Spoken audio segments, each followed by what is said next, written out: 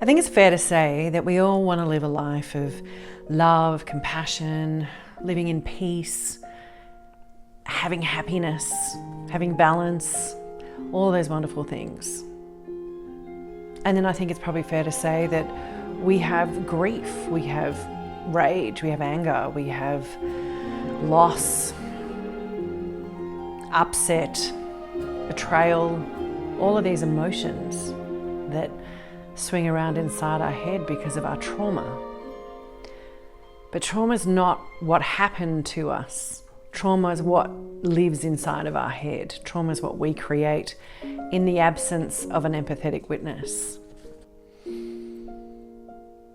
An empathetic witness is that person that we needed when we were having that struggle, that trauma, that horrible experience that made us want to shrivel up inside, that made us so fearful, that made us retract, that made us retreat into a place that, only we could get to.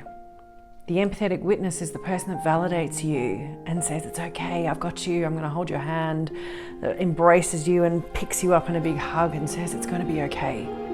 You're going to be all right, you're going to get through this. But when we've been through this trauma, that person didn't exist, that person wasn't there. We turned around and there wasn't anybody there.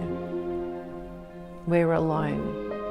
And that's how this trauma manifests itself inside.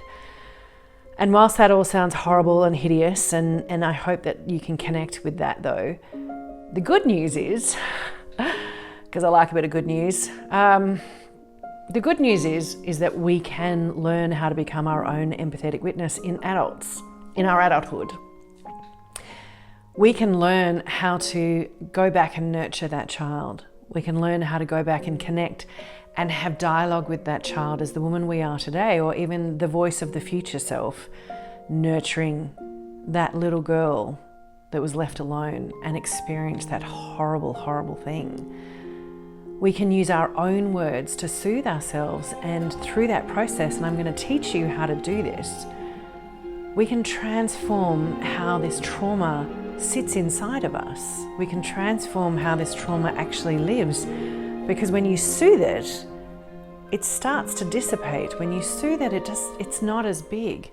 When we are our own empathetic witness, that inner child gets the empathy and the love and the support that she needed. And then everything starts to change. Metaphysically, things just really start to change. And that's the wonderful thing about learning how to do these self-soothing exercises and tools that I'm going to show you at this stage of life. You can take back this part of yourself. You can do this. You can, through your own compassion and love, make a difference.